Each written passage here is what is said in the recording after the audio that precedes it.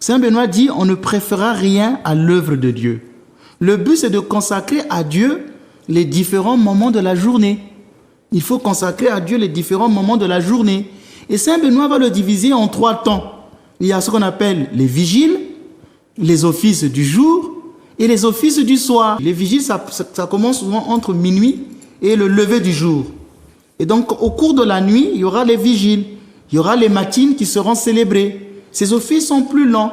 Souvent, ces offices sont dits dans les ténèbres. C'est-à-dire qu'il n'y avait pas de lumière dans l'église. Parce que la plupart des moines connaissaient les psaumes par cœur. Vous savez qu'à l'époque, c'était même une règle.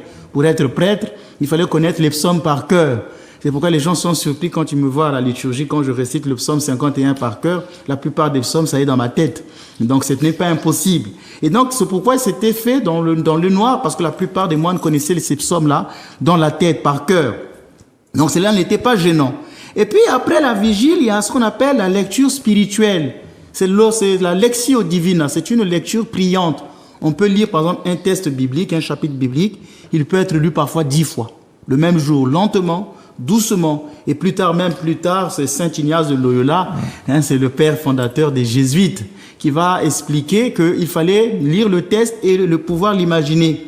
Donc, revoir la scène avec son imagination.